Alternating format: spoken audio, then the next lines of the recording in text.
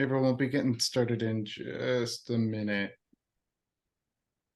Letting folks arrive here.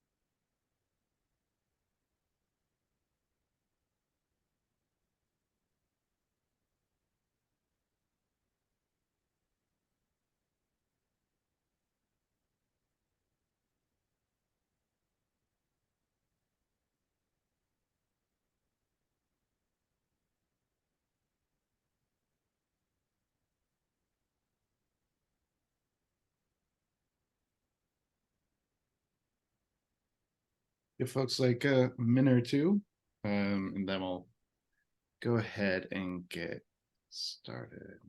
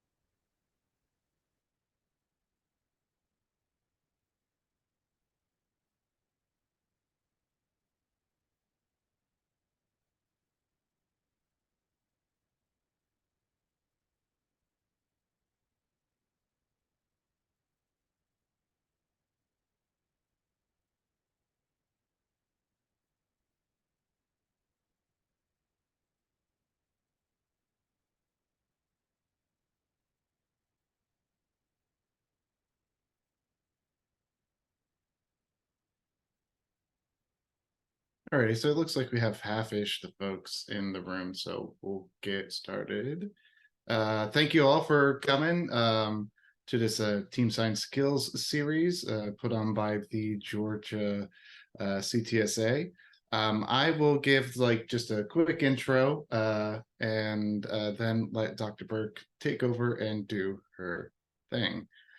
Just a quick reminder, we do have a future workshop coming up with Dr. Marissa Sheff from Clemson University on multi-team systems. This is like when we're dealing with very large networks of teams, or not even large networks. It could be 3 or 4 kind of these unit teams, and how do we get all of them to work together? That's coming up on April 14th, so be sure to sign up for that.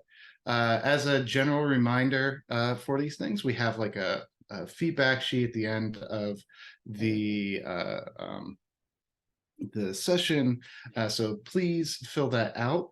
Additionally, new this year, we're having our facilitator here has been gracious enough to consult with one of you, hopefully, on in a consulting session that will come at this workshop. So within that feedback form, you can also sign up for this potential consulting session if you would like.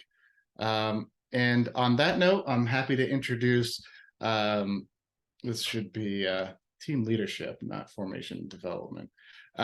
Today's session by Dr. Sean Burke from the University of Central Florida. She's a central figure in team science for those of you who are familiar with the discipline. She has almost 15,000 citations, and it ranges on just about everything dealing with teams trust, adaptation, training, development, selection, and what we'll be covering today is leadership.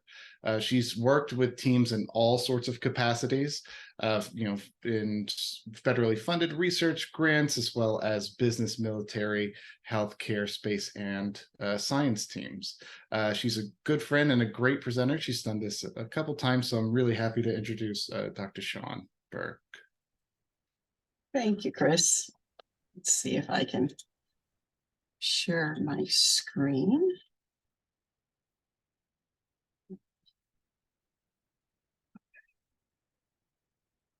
All right. Looks great. Okay, great. All right, so thank you guys for giving up part of your lunch hour to come and listen to me talk. So I'm going to talk a little bit today, like Chris said, about team leadership, and specifically we'll begin with talking about how team leadership is defined, what it is, and then what's the role that team leadership plays and team leaders play in teams, and then how they enact, or what do they actually do, how do they carry through on that role, or kind of where we're going to go today.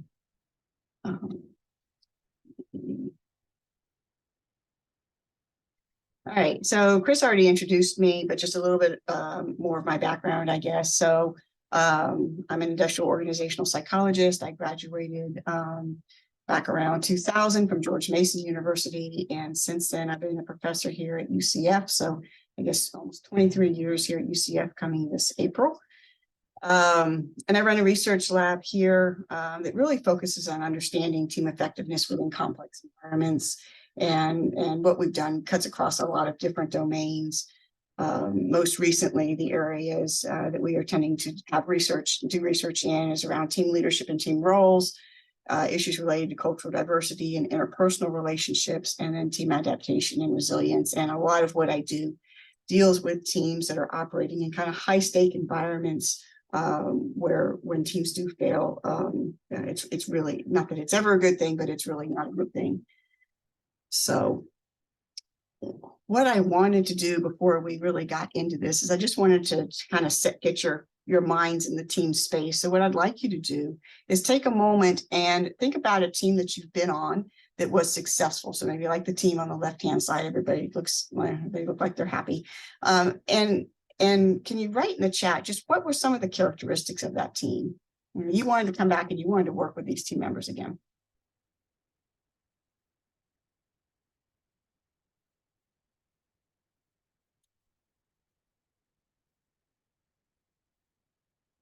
So we trust one another. The team was organized. There were clear roles. There was a degree of empowerment. And again, trust seems to be the central theme here. Open communication. Okay, friendly and respectful, dedication. Okay, now I want to put on your other hat. And I want you to think about a team like that's on the right-hand side here. A team that you worked with, and man, if you never had to work with them again, you'd be really happy about that. What were some of the characteristics of that team? Or those types of teams?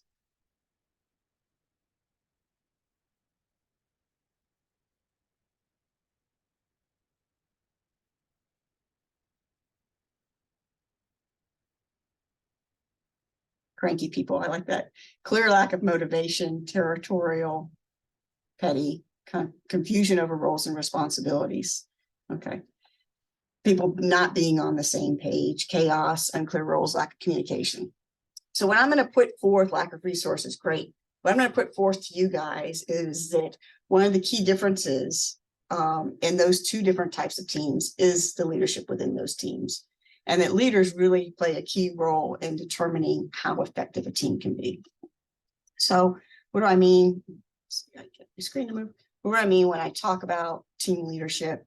So when we're talking about teams, we're talking about a group of people that are interdependent with one another, right? So they need to rely on one another. And so you often see team leadership defined as this dynamic process of social problem solving. And within that, it's the leader's job to do or get done whatever it isn't being adequately handled for group needs. And that's pretty broad. But when we think about teams have task needs, right? And they have kind of these social emotional needs. And the degree to which leaders are making sure that those two sets of needs are being met, that leader generally would be considered effective. Now, this doesn't mean that the leader actually has to be the one that's doing that. He just has to ensure that these needs are being met. So he could delegate that, for example.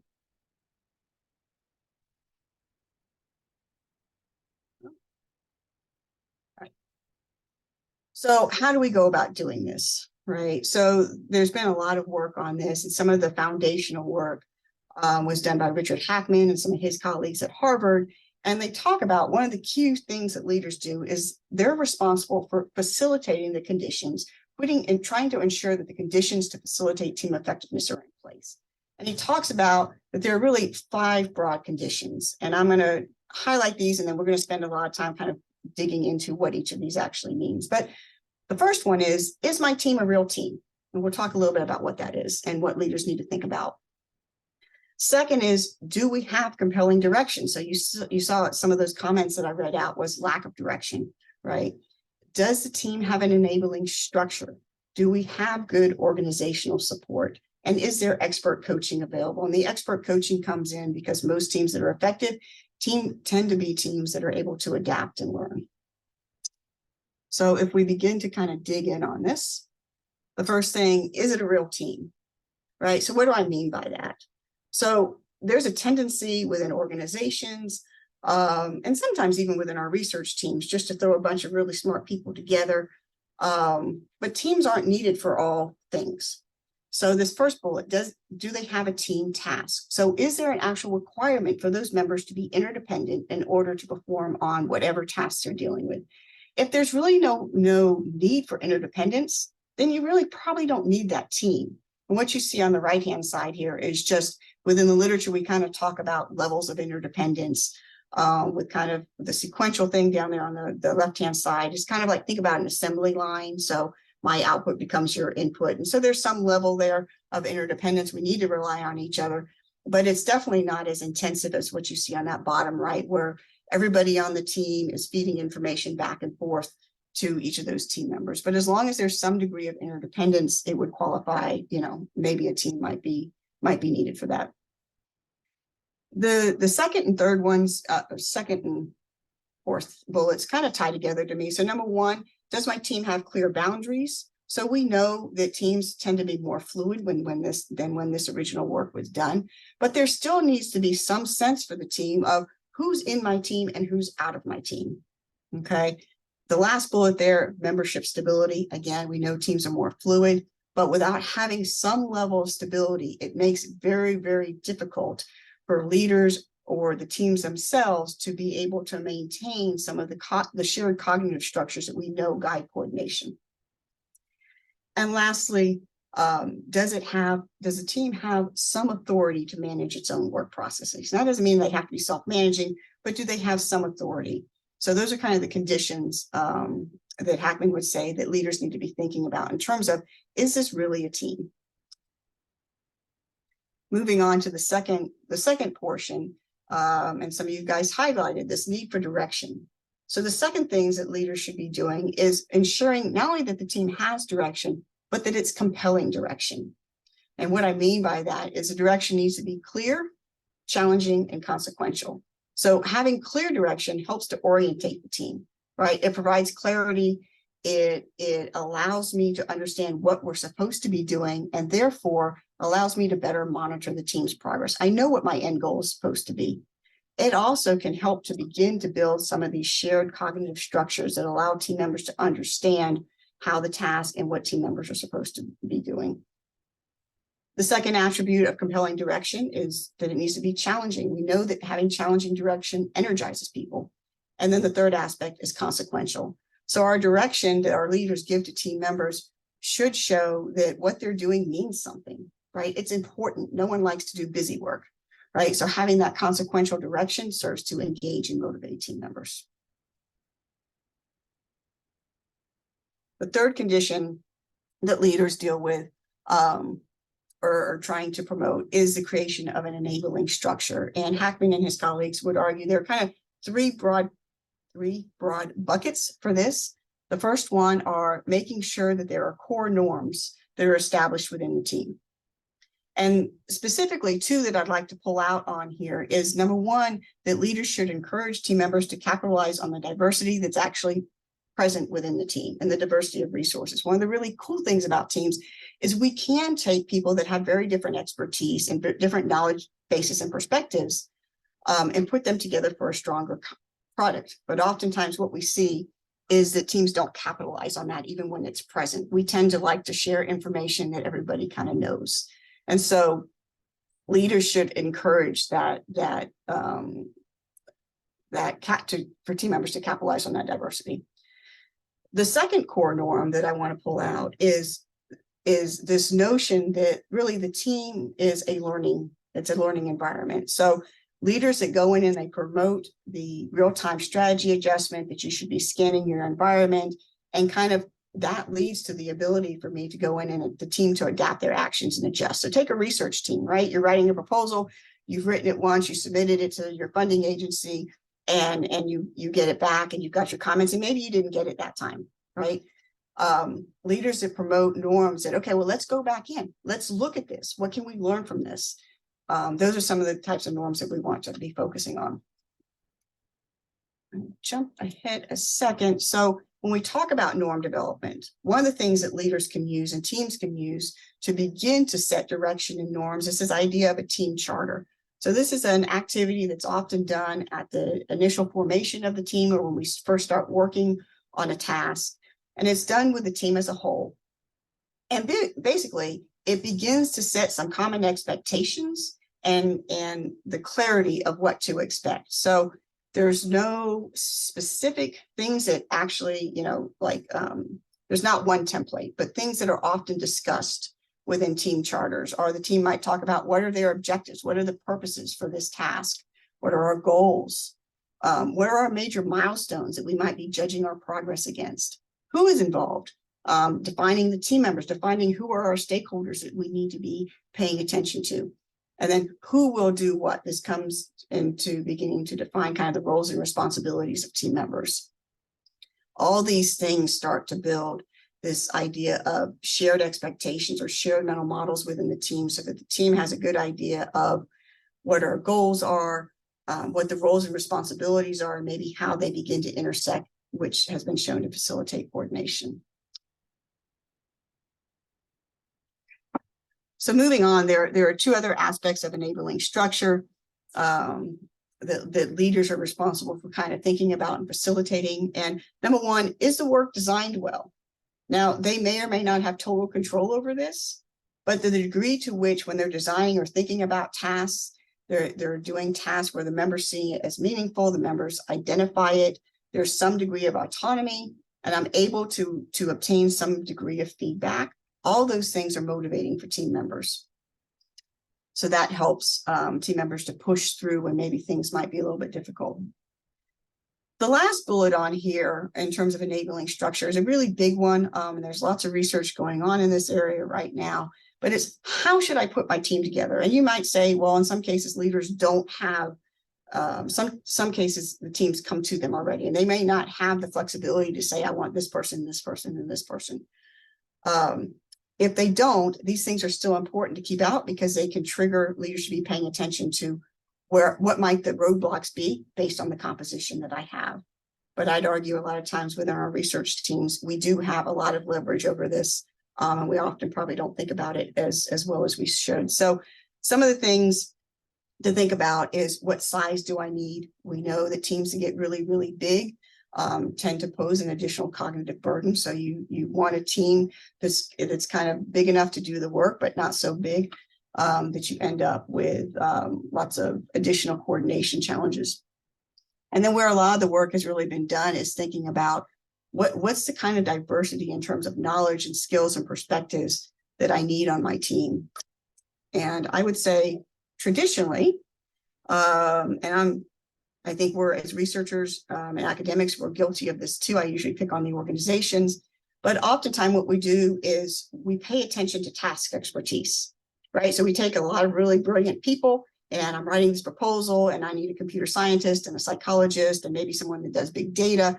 And I put all these, I want to get these top name people on there. And while that's important, we can see plenty of instances where having lots of experts on a team, that they're experts in their task has not translated to them being able to have good performance because they can't work well together. And this study is an actual study that speaks to that. So this is within the sports domain. And they went into, I think it's like the last 10 years of 10 years of data on basketball, baseball, and soccer teams, and calculated the percentage of elite players that were on the team, and then looked at their win-loss record. And they did find, obviously, that task expertise is related to team performance, right? I have to have an understanding.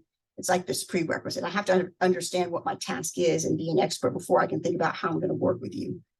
However, what they found is for those sports, specifically the basketball and the soccer, that had higher levels of interdependence, when I got to about 60% of my team being elite performers, the benefits stopped. And in some places, they actually began to degrade team performance. So they weren't able to work well as a team, even though they had lots of task expertise. So to me, that kind of drives home this notion of when we're thinking about team composition and when leaders are thinking about it, it's not just about that individual, do I know my task? But Morganson makes a great point here that we're hiring for teams, we're selecting for teams, not just individuals. If we're selecting for individuals, then fine, task expertise is great. But we need task expertise, but we also need these skills that are being shown that allows them to work together and cooperate. So you can see kind of some of the social skills that have been researched as being important, some of the personality dynamics. And then there's also an aspect about the knowledge, the skills and abilities about actual teamwork. So how do I function in a team setting? We'll talk a little bit about that. In addition to those KSAs, the other things that I like to point out, we do some work on team roles and this idea that within teams, you actually, you have these formal roles that are assigned, but you also have informal roles that emerge within teams. And it's been shown within the literature that we have some roles that are focused on task accomplishment, and those are those task roles. So that person that's serving to coordinate your activities and make sure that they're getting done in a logical sequence, or that person that's always problem solving and doing the synthesis on your research team, for example.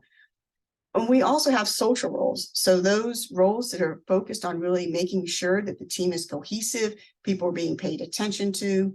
Those latter two that you see down there are actually roles you don't want. So you don't want the attention seeker and the negatives. But the point here is, this is one of many taxonomies that are out here, but the point is that leaders need to be paying attention to whether or not these roles are existing within their team. And there's been some work that's beginning to look at the role of personality and how that might predispose people to take on some of these particular roles. So if a leader sees that these aren't being done, then they can kind of step up and highlight, hey, we need to focus, more on these kind of things. All right. So I talked about the fact that we need kind of task-related knowledge when we're thinking about composition, and we need some of these teamwork things that allow us to work together. And people are beginning to think about both of these things now, and organizations sometimes consider the teamwork stuff. But there's really another level here, right? So I've really talked about this still as an individual. An individual needs to have task work skills and they need to have teamwork skills. But when we talk about teams, what we're really talking about now is how the attributes that I bring to the team interact with the attributes you bring to the team. So really thinking about it as this more holistic.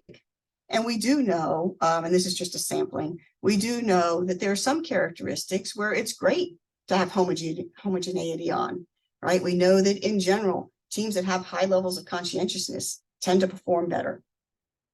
We know that on the flip side, we know that having a mixture of people with different levels of extroversion, different levels of agreeableness tends to foster cohesion. So in some cases, homogeneity is good. In other cases, we want a little bit of diversity within our teams.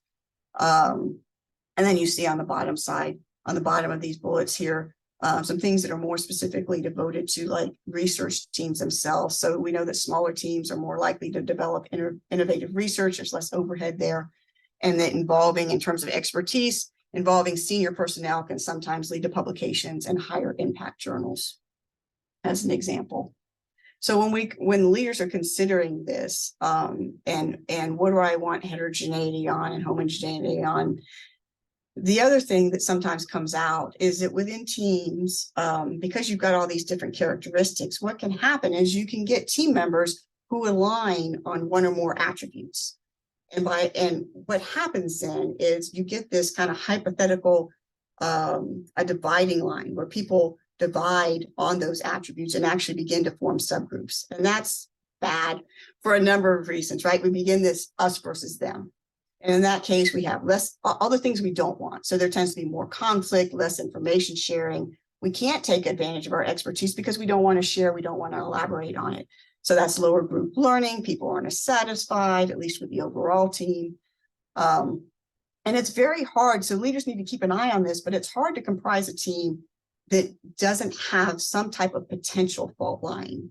And that's okay. What becomes really important is when these things get activated. So I wanted to do a quick poll here to see if you kind of get what I'm talking about. So if you look at these two teams, we've got Team A and Team B, and I think in a minute, Lauren or Gray will put up the poll. But if you look at it on the surface, they're both comprised of 4 members. They both have 2 males and 2 females on the team. And then you can see the disciplines. So Team A has, they both have 2 engineers and they both have 2 psychologists, but the crossing of who has what is a little bit different on those 2 teams. So if you were to look at those teams and think about how the attributes are aligning within this poll, could you tell me which you think has the strongest potential for a fault line emerging, Team A or Team B?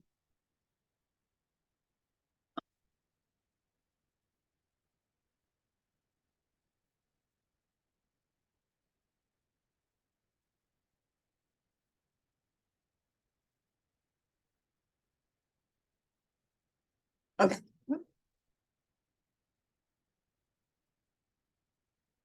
All right. So I'm trying to add up the people on the call and the people that are actually attending. So I think that's everybody that's answered. So for those of you, about 60% of you said Team A, which is the correct team. And about 40% of you said Team B. So let me explain this because it is a little bit, sometimes it's a little bit confusing. So Team A, you have aligning on 2 different attributes, right? So you've got the female, you've got the gender or sex attribute, and the 2 females also tend to be psychologists. So you have them aligning on 2 attributes, sex and discipline. In contrast to Team B, where you still have 2 females and you have 2 males, but they're not aligning on, those same people aren't aligning on the discipline, if that makes sense. So we've got 1 male engineer and 1 female engineer and 1 male psychologist and 1 female psychologist. So there are fewer attributes that any 2 individuals are aligning on together. So again, this is something for leaders to pay attention to. And potential fault lines will exist. And like I said, it's hard for them not to exist at all. But where they really become damaging is where they become salient. And there's lots of things that can make them salient. So like in this example, let's say that I'm on, either of these teams, I guess, and I'm working on a research publication and I'm targeting a psychology journal, right? Then the psychologists, that might become very salient because we're talking a lot about what's required for that journal. Or if we're in the engineering building, maybe that discipline, or if we're talking about, as we're talking and working, there's a little bit of off-task talk and people start talking about home lives and children and maybe, pregnancy or something like that. That might activate more of the pregnancy portion, might activate more of the female stereotypes and cause those 2 to kind of be a little bit more salient. So it's really about leaders being aware of this.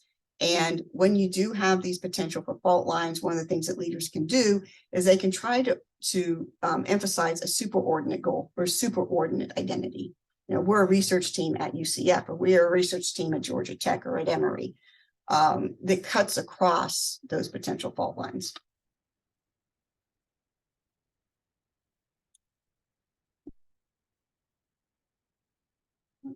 Okay. So I know for the enabling structure, there was a lot of stuff there, so I just kind of wanted to summarize it. So key takeaways with regards to leaders and thinking about, does the team have an enabling structure?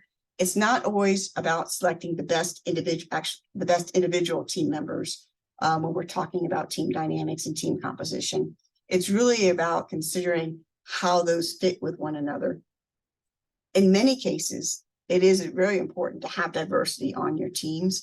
If we have teams that are homogeneous on a lot of different characteristics, oftentimes what we see is we start to get groupthink and we're not able to think out of the box and kind of see things that are different.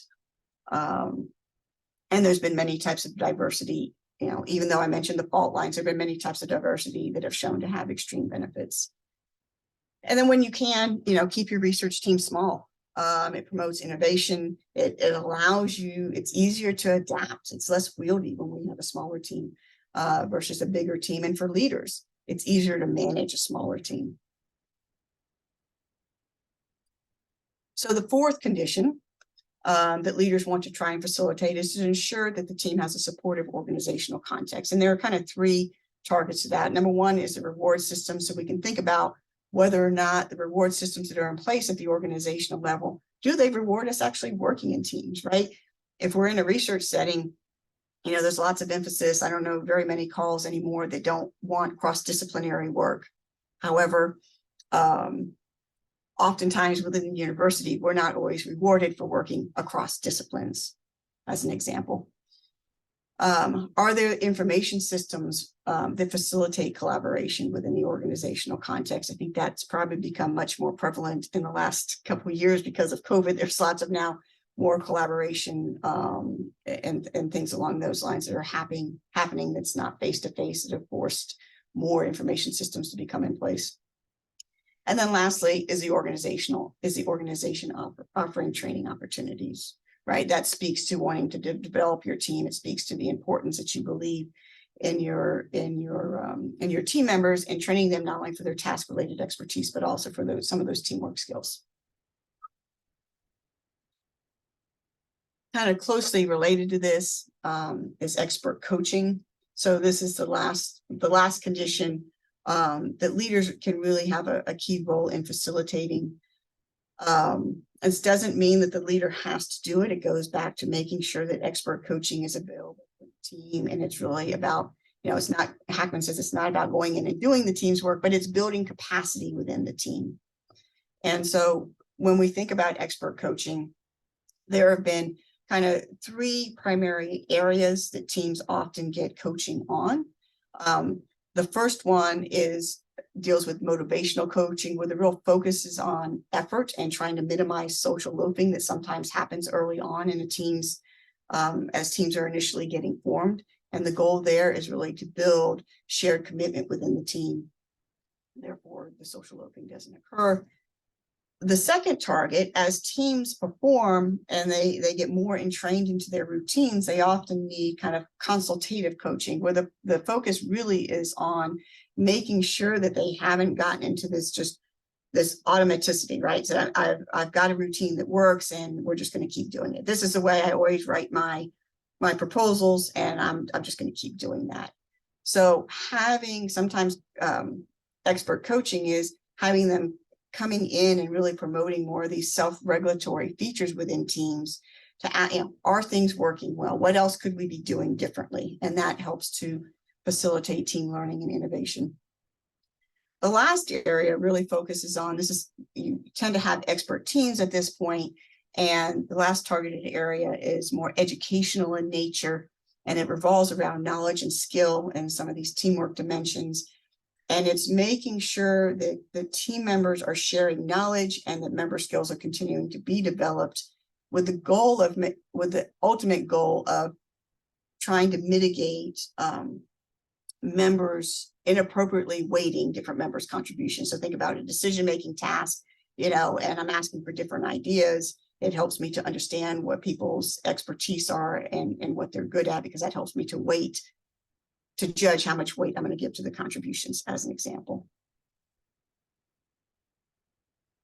When we're talking about kind of the knowledge and skill and the procedures and the task routines, this is just another way to look at it. What we're really talking about is that the focus of coaching is on those factors that we know are important for team performance. So here in this model, there's a very practitioner-oriented model. It talks about that coaching impacts cooperation. Cooperation are kind of these, anything that you can think of that kind of motivates teams. So trust, psychological safety, positive affect, all those things would fall into this cooperation bucket. That's kind of that effort step early on a lot of the times. And then coaching also targets those behavioral processes and those cognitive processes and states within teams. And those are the clear communication, having compatible or shared cognition amongst the team in terms of the task. These are shared mental models in terms of the task and how members are going to operate. And then transactive memory systems would be more about who holds what expertise within the team and an awareness and knowledge of that throughout the team. And then the last one here, coordination. deals with the actual behavioral processes that team members engage in that allow them to coordinate and sequence their actions. So those are kind of really the targets that some of those coaching areas are focusing in on. Okay. So we've talked a lot about kind of the enabling conditions that leaders can do. So how do they actually do this? What are the actual behaviors that they engage in? So we know from the team literature that when teams work, they kind of work in this cyclical cycle where they go through some periods of times where they're really focused on these transition processes, which are these periods of time where we're focused on planning and reflection. And they also go through processes where they're directly working on task accomplishment. And those are kind of known as the action phase processes. And leaders can facilitate teams in both of these, during both of these periods. If you look at, so these are some of the leadership actions that leaders can do to facilitate these processes. If you look at the transition phase, you see a lot of those things are what we talked about earlier. They fall into those enabling conditions. So composing the team and defining the mission, that all falls into the, and the providing direction falls into the provision of compelling direction. The establishment of expectations and goals, and maybe some of the structure and planning goes back to norm development within the team and making sure the team understands how they're going to operate. What I wanted to pull out here were 3 specific things so that I think are really important in the sense of motivating the team and making sure that you're building capacity within the team so that they can be a learning entity and can be adaptive. So there's 3 aspects that I wanted to highlight in terms of what leaders can do here. We'll talk a little bit about shared leadership and what that is, a little bit about the leader's role in psychological safety, and then lastly, we'll focus on team learning and what we can do to facilitate that. So, there's been a lot of work on kind of top-down hierarchical leadership within teams. But probably within the past 10 to 15 years, we see an increased emphasis on this notion that leadership can be distributed throughout the team. It does not have to reside in the hands of any one single individual. And by distributing it throughout the team, you serve to build capacity within your team. You're also taking advantage of the resources you have available, because it may be that certain people on your team are better at doing some of these leadership behaviors than other people on the team. Or it may be that people have a really high workload, and so some of these leadership functions need to be offloaded at times. So this is kind of this notion of leadership being distributed throughout the team is what we're talking about when we mention shared leadership. It does not negate the fact that we can have that hierarchical leadership. Actually, I would argue that having that hierarchical leader, they set up the conditions that allow shared leadership to exist within the team. And when it does exist, it's been shown to lead to more creativity, more innovation, more satisfaction. It's been shown to lead to team learning, more organizational or extra role behaviors for team members. There are several models out there now that kind of talk about, this is one, I don't want to go into it, but this is one that just, there are certain you can think about the personality characteristics that might predispose somebody to want to engage in shared leadership. There needs to be kind of some effective antecedents. So I need to have trust in my team members. I need to understand from the cognitive standpoint who has what expertise, because that might guide who I decide to follow, as an example. But there are some conditions there. So it's been shown to be most powerful as the level of task interdependence increases and as task complexity increases. And it's actually shown to have a stronger relationship performance within virtual teams as compared to face-to-face teams. On the downside, if I'm a leader and I don't have very much time, it may not be the best mechanism, because it does take some time to actually build and develop within your team. Next thing I wanted to get to and talk about is this notion of psychological safety. So this is the shared belief within the team that the team is safe for interpersonal risk-taking. So you can imagine within many teams, this is really, really important, right? It promotes people being able to speak up within the team. And this has been around for a while, but it probably gained a lot of prominence When Google went and they did a study on this, and they collected over 2 years, they collected data on like over 200 of their employees and looked at like 250 attributes. And they were looking for thinking about composition, what are the things that distinguish their higher performing teams from their lower performing teams? And they really expected it to be, some of these individual difference demographic kind of variables. What they ended up finding was that who was on a team mattered less than how the members interacted, how they structured their work, and how they viewed their contributions. And top of that list, the top factor that distinguished their higher performing versus their lower performing teams was this notion of psychological safety. And you can see kind of some of the other ones that some of you guys have mentioned earlier when you were talking about distinguishing good teams from those not so fun teams. Psych safety is important. It promotes learning behaviors. Again, it's that feeling that I can speak up, I can share my opinion, and I'm not worried about getting any type of retribution, whether that's formal retribution or whether that's just another team member giving me a hard time. So when you have diversity within your team, that's what serves to foster social information exchange and elaboration. And it also really promotes learning behavior. Let's see. Wanted to take a quick break, and not a real break, but I wanted to engage you guys again for a second. And I want you to, now that I've kind of told you what psychological safety is, can you think back to a team where you did have that feeling that, you weren't worried about, no matter what level, if you were the senior person or the junior person, that you could speak up and offer your opinions? So think about a situation like that. And if you can just type into the chat, kind of, given that, was there something that your leader did to facilitate that?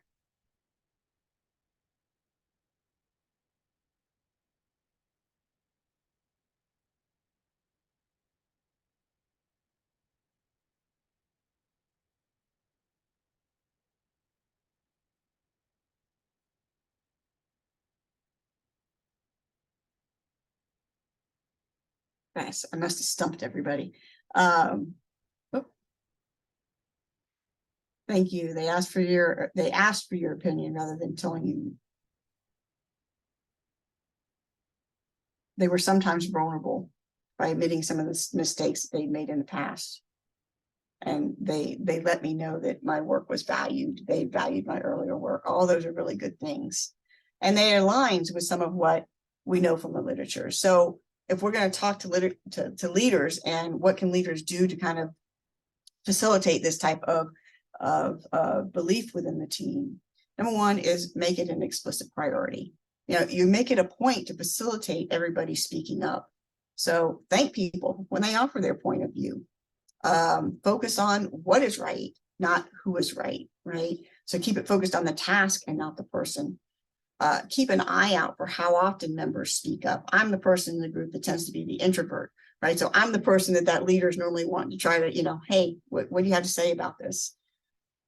And I would say anymore, especially in the times of virtualness, be careful about your facial expressions, because your facial expressions can tell a lot.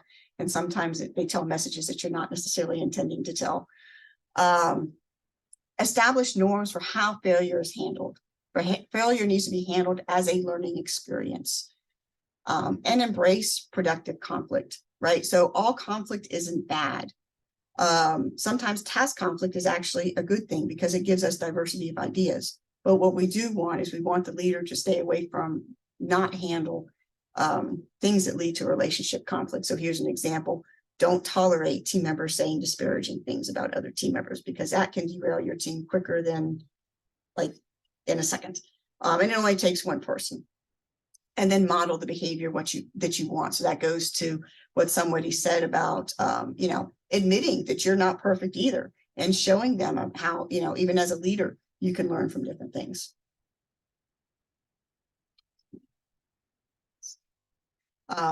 Engage in supportive behavior. Again, showing the team members that you're invested in them can go a long ways, right? Because they want to trust you.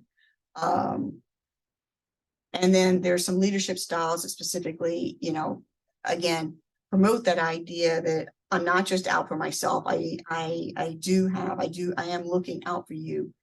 And those are kind of transformational leadership. The shared leadership does that, as well as ethical leadership, or ones that have specifically been called out. No, I'm getting towards the end of my time. So the last thing I want to tackle is kind of the team learning and leaders. So team learning, you can think about it, sharing, discussing, and reflecting on knowledge and actions within the team. And I think team leaders play a critical role here. And it's important because it can lead to, number one, the adaptation of existing knowledge and actions, right? So we're learning, and because of something we've done, we can get better. But it can also lead to the development of new knowledge and those innovative ideas and actions, which are very important, especially when we start talking about research teams.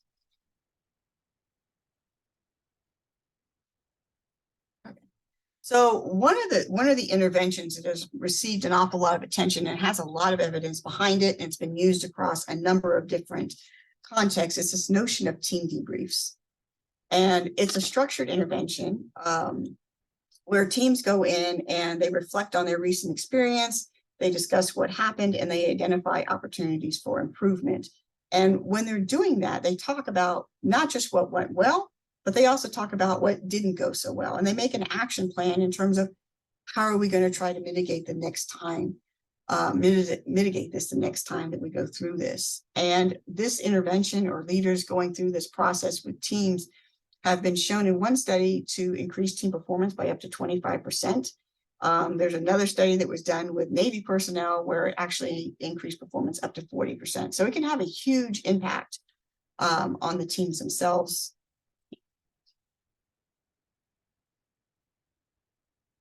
When we're doing team debriefs, again, you kind of set the stage, you tell the team, why we're here, what's the focus. One of the things about team debriefs, at least the ones that are done well, is it's really, you really need active involvement. So you need that psychological safety, because you need active involvement from the team members themselves. It is not the leader up there telling them this is what happened. It's asking the team for their observations, and often they might be sometimes they're structured around, hey, we're going to focus on what we can do better with regards to teamwork. And you might say, we're going to focus on coordination and communication. And then you might go through your last performance session and specifically ask, hey, can you give me an example of when we coordinated really well? Can you give me an example when it was challenging? What could we do differently next time? And then the leader comes in and, they will add their observations and recommendations, but they're really serving as more of a facilitator to that process. And then, like I said, lastly, the team wants to come up with an action plan so they have something that they can move forward with.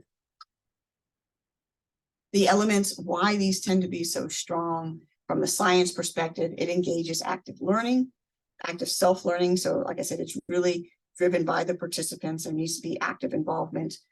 The leader needs to set up, and this is a big one, that this is really, it has this developmental intent, right? So you want to be very clear that this isn't, we're not assessing you, this isn't punitive, but it's really just from a developmental purpose to improve our functioning.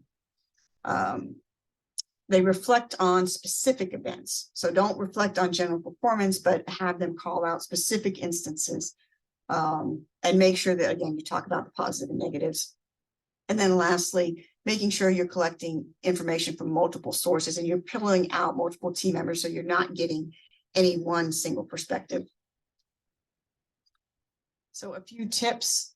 So conduct short periodic debriefs. It doesn't have to be something that waits until you guys are totally done with the proposal. It can be done in downtime, when you have a little bit of downtime to reflect back on your performance. But you do need to build it in and schedule a time, because we all have good intentions, but we're all super busy. And so I think with many other things, if you don't schedule it and make it a priority, it probably won't happen.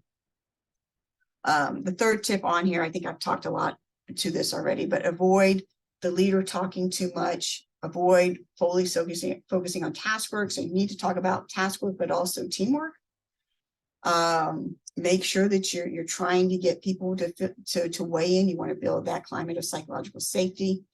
Don't just focus on discussing what we did well.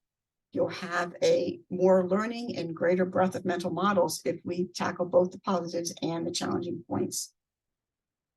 And then avoid looking backward, you are looking backward because you're reflecting on what you just did, but the idea is to use that then to look forward and figure out what can we do to maybe improve our performance next time.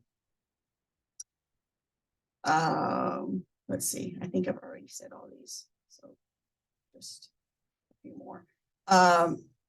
So with that being said, the literature would suggest the degree to which debriefs are facilitated and the degree to which they have some type of structure to them, they tend to be much more effective.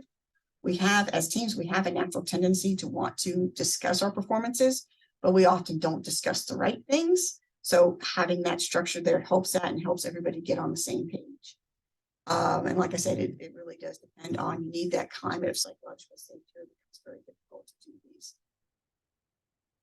I think my last kind of my take home message that I hope you guys walk away from this is that the team leaders can really have a huge impact on whether or not setting up the conditions for teams to be successful.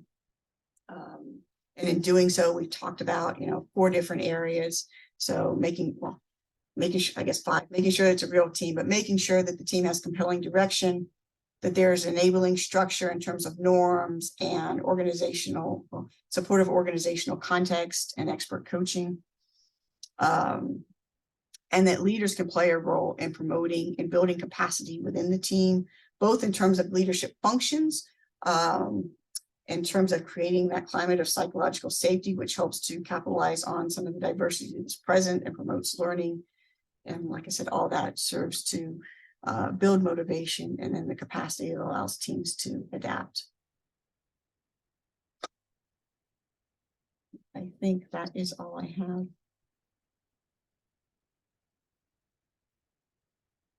So if anybody has any questions, I guess.